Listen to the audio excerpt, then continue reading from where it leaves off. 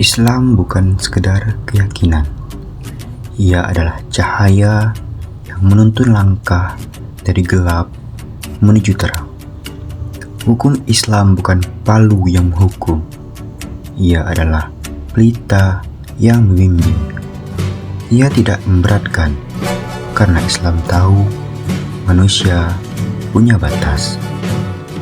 Ia menyedikitkan beban, agar hidup tak terasa sesak oleh sebuah aturan. Ia turun perlahan, bertahap, seperti hujan yang menyuburkan, bukan badai yang memaksa.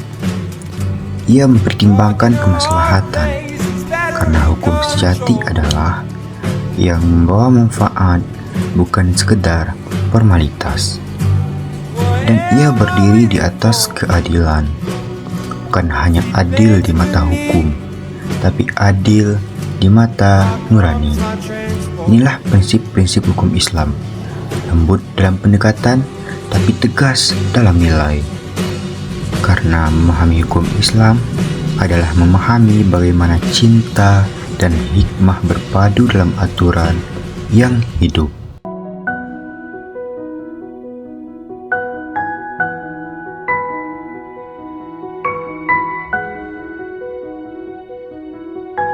Ngapain enak?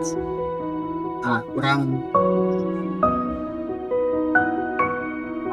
Kemarin tuh kalau aku kan kenapa tidak mengamalkan kecurangannya gampang bisa. begini ya. Kalau dalam prinsip Islam itu adanya menjaga kemaslahatan, kebaikan ini. Kalau saya kurang dalam berjualan, maka itu akan mengikat harta. Jadi apa yang saya dapatkan itu tidak berkah, dan kepercayaan pembeli itu hilang ke moral saya. Dan dalam Islam, jujur itu menjaga rezeki dan kesenangan bersama. Jadi dalam prinsip Islam kita ialah ada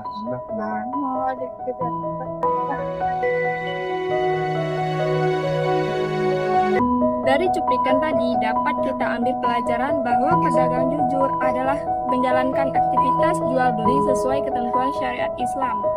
Karena kejujuran merupakan akhlak mulia yang diperintahkan dalam Al-Quran dan hadis. Dan kejujuran bukan hanya kewajiban moral, tetapi juga bagian umum untuk menjaga kemaslahatan umum.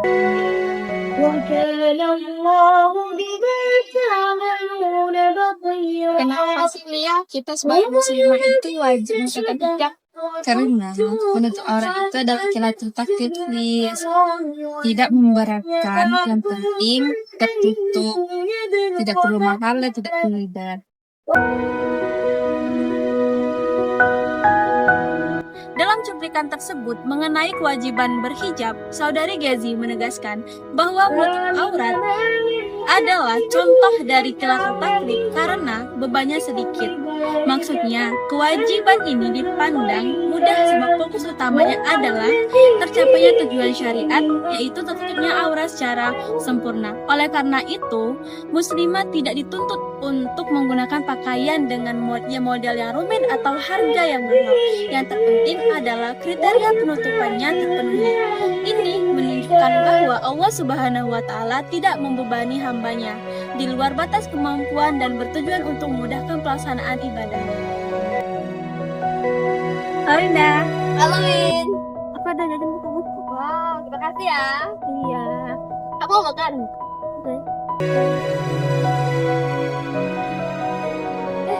Astagfirullah, Win. Kenapa dah? Hari ini tuh aku puasa loh, puasa Kamis. Astaga, tenang. Dalam hukum Islam itu tidak memberatkan. Jadi, kalau kamu lupa atau tidak sengaja makan atau minum saat puasa, itu tidak batal. Anggap saja itu rezeki dari Tuhan. Maka lanjutkan saja puasa. Oh begitu, syukur deh alhamdulillah. Ternyata Islam benar-benar kemudahan ya. Dari cuplikan video tadi tentang penegasan prinsip Islam yang tidak memberatkan, Islam memahami manusia dengan segala kelemahannya, dengan segala keterbatasannya. Allah tidak menciptakan syariat untuk menyulitkan, tapi untuk mendekatkan. Seperti firman dalam Al-Baqarah ayat 286 yang berbunyi, Bismillahirrahmanirrahim. La yukallifunallahu nafsan illa wus'aha, yang artinya Allah tidak memberatkan seseorang, melainkan dengan sesuai kesanggupannya. Jadi, ketika kamu merasa hilaf, jangan langsung merasa gagal. Karena dalam Islam, niat baik tetap dihargai. Dan kesalahan yang tak disengaja tidak menghapus pahala. Islam bukan hanya tentang aturan, tapi tentang kasih sayang. Dan itulah keindahannya. Kemudahan dalam ketaatan dan pengertian dalam kehilapan. Halo guys, aku pengen minuman nih. Ini satu Nurisa, satu Gaby. Aku mau dimauin. Gak boleh seperti itu, Gaby. Bener banget. Kita adil jadi satu kamu, satu bisa. Udah sekarang. Jadi inilah salah satu prinsip dalam hukum Islam, yakni mengenai prinsip adil. Secara umum, situasi ini mengajarkan etika, sosial, dan integritas, di mana sikap ini menunjukkan keadilan dengan membagikan sesuatu dengan sama rata. Sebagaimana yang diuraikan dalam Al-Quran surah Al-Ma'idah ayat 8, berperilakulah adil karena dengan adil itu menjadikan kita lebih dekat kepada takwa.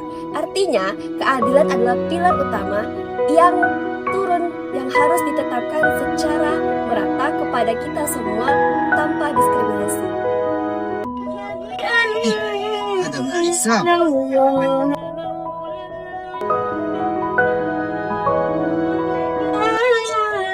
Marisa. Kenapa? Lagi ada masalah ya? Gimana itu, Wak? Begini, Lis. Kan dalam prinsip Islam itu ada namanya tadrij, yaitu bisa diterapkan secara bertahap. Nah, misalnya ini kamu fokus sholat isya dulu, kemudian berubah jam bahasa, nanti sedikit demi sedikit akan jadi kebiasaan yang ringan. Jadi kamu belajar dulu dari yang mudah, nanti sehingga terbiasa dan menjadi ringan.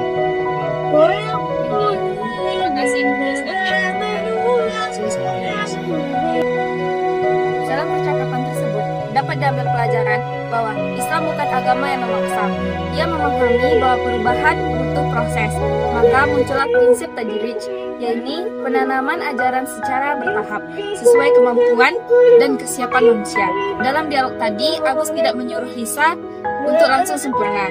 Ia menyarankan langkah kecil, mulai dari 2 waktu sholat, lalu perlahan ditambah. Inilah bentuk nyata dari kasih sayang.